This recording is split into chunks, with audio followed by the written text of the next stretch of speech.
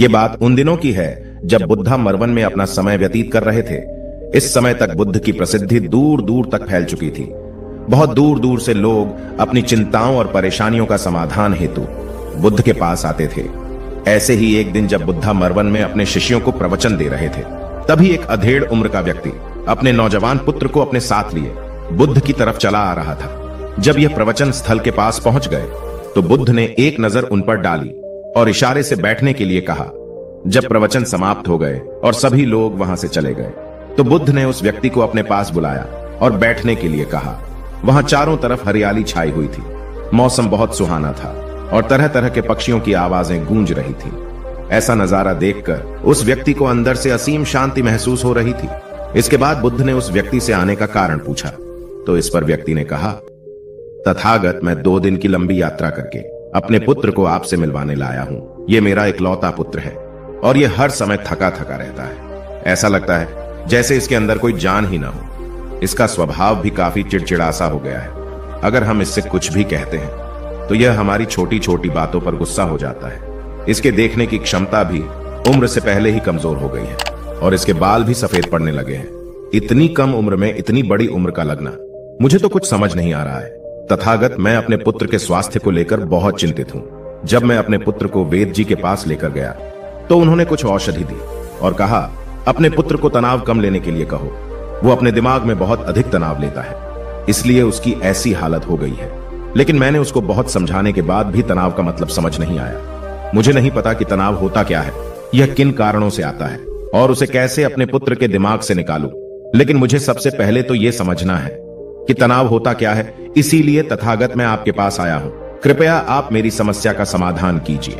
यह सुन बुद्ध उसके पुत्र को बड़े ध्यान से देखते हैं। उसके चेहरे को देखते हैं, उसकी आंखों को देखते हैं और फिर उसके हाथों की नब्ज को भी देखते हैं। यह सारी विधि करने के पश्चात बुद्ध उस व्यक्ति से कहते हैं कि तनाव लेना तो कोई नहीं चाहता, लेकिन फिर भी यह तनाव लोगों के दिमाग को दीमक की तरह पकड़ लेता है और व्यक्ति जान भी नहीं पाता है कि वह तनाव में जी रहा है। लेकिन अगर व्यक्ति तनाव के कारणों को अच्छे से समझ लेता है और तनाव के बारे में कोई ऐसा पैमाना बना लेता है जिससे वह जान सके कि वह कितने तनाव में है, तो वह इस समस्या का समाधान भी खोज सकता है। सबसे पहले तो तुम यह समझो कि तनाव होता क्या है। जब भी कोई व्यक्ति कोई काम कर रहा होता है लेकिन उसका मन कहीं दूर भटक रहा होता है, कल्पनाओं में होता है, तो उसके शरीर और मन के बीच एक दूरी पैदा हो जाती है। यह दूरी जितनी अधिक होगी, व्यक्ति उतनी ही ज्यादा बेहोशी की अवस्था में होता है और शरीर व मन के बीच की इसी दूरी और खिंचाव को तनाव कहा जाता है। आखिर कोई पसंदीदा खेल खेलने के बाद व्यक्ति चुस्ती और प्रसन्नता से क्यों भर जाता है, जबकि उसने तो अपने शरीर को थकाया है। लेकिन समझने वाली बात यह है कि खेलते समय मन और शरीर एक साथ पूरी तरह से उस खेल में केंद्रित होते हैं, जिससे शरीर और मन के बीच दूरी पैदा नहीं होती और कोई तनाव पैदा नहीं होता। और अगर दिमाग में कोई तनाव था तो वो भी दूर हो जाता है। लेकिन इसके विपरीत, जब हम कोई ऐसा काम करते हैं जो हमें पसंद नहीं है, तो हमारा शरीर तो उस काम को कर रहा होता है, लेकिन हमारा मन कहीं दूर कल्पनाओं में भटक रहा होता है, जिससे शरीर और मन के बीच एक दूरी पैदा हो गई और तनाव ने जन्म ले लिया। इसीलिए व्यक्ति को एक समय पर सिर्फ एक ही काम करना चाहिए और अपने तन और मन की सारी शक्ति उसी एक काम पर लगा देनी चाहिए, जिससे व्यक्ति के अंदर तनाव पैदा ही ना हो। इसके बाद बुद्ध ने कहा, तनाव पैदा होने के मुख्य 8 कारण होते हैं और जिसने इन कारणों को समझ लिया वो जीवन भर तनाव मुक्त रह सकता है। मुख्य कारणों में सबसे पहला कारण है अति महत्वाकांक्षी होना। महत्वाकांक्षी होना अच्छी बात है, लेकिन क्या कभी आपने इस बात पर ध्यान दिया है कि इंसान के लक्ष्य कभी पूरे ही नहीं होते हैं। उसका एक लक्ष्य पूरा हुआ नहीं कि वह दूसरे की तरफ भागने लगता है, दूसरा पूरा हुआ तो तीसरे की तरफ, और इस तरीके से वो अपने लक्ष्यों को पाने के लिए जिंदगी भर गोल गोल घूमता रहता है। इसीलिए जो व्यक्ति अति महत्वाकांक्षी होता है, जिसने बड़े बड़े लक्ष्य बनाए होते हैं, वह वर्तमान में कभी रह नहीं पाता है। उसका मन सदैव भविष्य की योजनाएं बनाने में ही व्यस्त रहता है। उसका शरीर तो वर्तमान में रहता है, लेकिन मन भविष्य में ही रहता है, जिससे मन और शरीर के बीच दूरी पैदा हो जाती है और वह तनाव भरी जिंदगी जीने लगता है।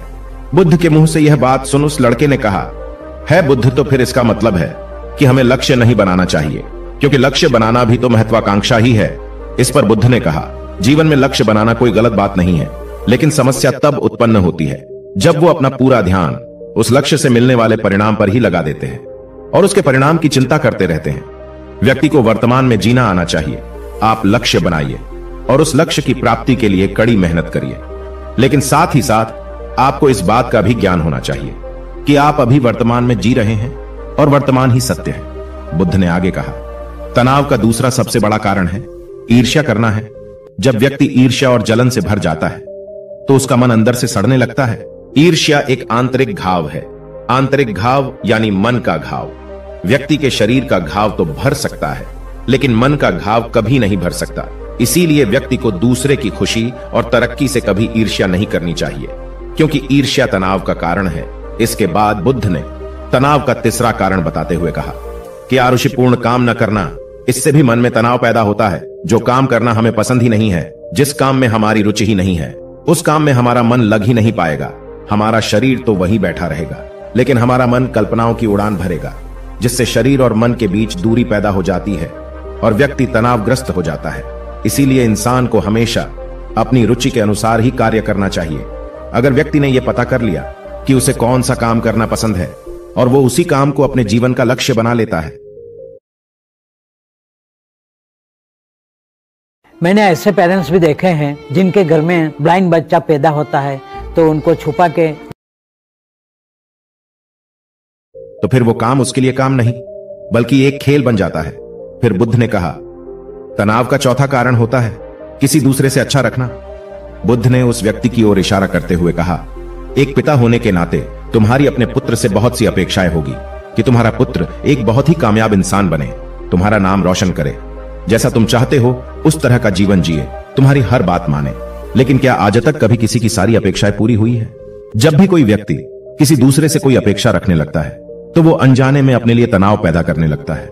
जरा सोचो कि अगर तुम्हारा बेटा तुम्हारे अनुसार काम नहीं कर रहा है और वो नहीं बन पा रहा है जो तुम उसे बनाना चाहते हो, तो निश्चित रूप से तुम्हारे दिमाग को तनाव तुम्हें पकड़ लेगा। तुम तनाव से भरा जीवन जीना शुरू कर दोगे और इस तनाव के बस में आकर तुम ऐसा व्यवहार करोगे, ऐसी बातें करोगे कि तुम्हारा अपने पुत्र के साथ संबंध और भी खराब होता चला जाएगा।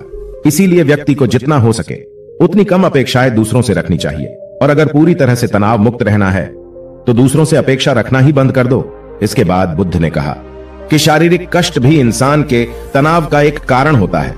जब व्यक्ति किसी शारीरिक पीड़ा से गुजर रहा होता है तो उसका पूरा ध्यान अपने उस शारीरिक दर्द पर होता है और वो पूरे दिन बस उसी के बारे में सोचता रहता है, जिससे उसका मन दुख के विचारों से भर जाता है और ऐसी स्थिति में व्यक्ति तनावग्रस्त रहने लगता है।